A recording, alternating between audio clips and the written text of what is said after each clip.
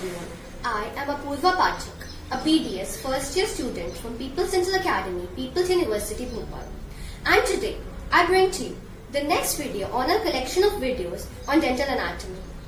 This is the first part of our set tooth. This is going to be the introduction or the explanation, as you say, done by me, Apurva Pathak, and the second part, the carving, done by Asa Churi. The editing of both these videos are done by Gaurav Prajapati. Now, that being said, let's get on with the video. Starting off with the buccal aspect, the second premolar resembles the first premolar from this aspect. The buccal cusp is not as well developed when compared to the first premolar. It is comparatively shorter. Root is broader mesiodistally than the first premolar. Mesiodistal and distobuccal cusp ridges are present of less angulations, which means that these angles that you see right here and right here are not as sharp when compared to the first premolar. Root is longer than the first premolar. The length of our root in the second premolar is 14.5 mm. Moving on to the lingual aspect. There is a lingual groove seen if two lingual cusps are present. But as you can see right here, there's only one lingual cusp present, so we do not see the lingual groove. Lingual lobes are well developed when compared to the first premolar, right about here. This is our lingual lobe. Buccal cusp is not centered over the root.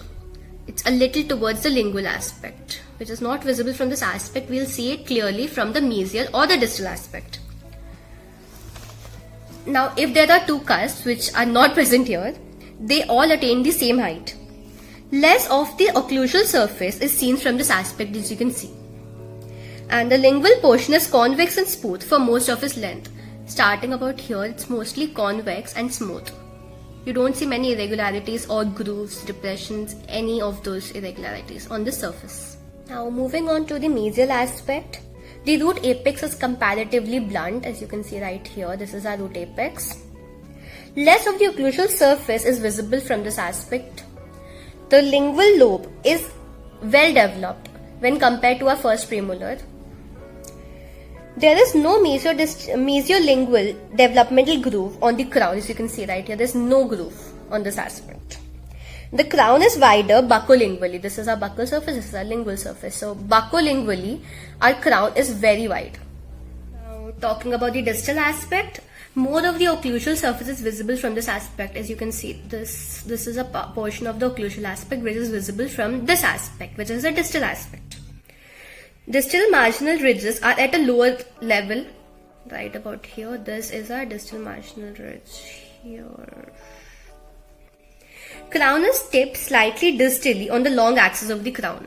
This is the long axis. So as you can see, it's tipped a bit towards our distal aspect. Lastly, talking about the occlusal aspect. Now, as I've already stated, there are two forms, which is the three cusp form and the two cusp form. In the three cusp form, the outline of our crown is square, while as you can see here, the two cusp form, it is a round outline. So you can see the crown is slightly like ovoid, round in shape. It has a large occlusal surface. There is no transverse ridge. Each cusp has a well-developed triangular ridge, separating it by deep developmental grooves. As you can see, this is 1, 2, and 3 here. Now the grooves converge in the central pit, forming a Y on the occlusal surface. This is our central pit right about here. This one. Yep. The mesiolingual cusp is wider mesiodistally than distolingually.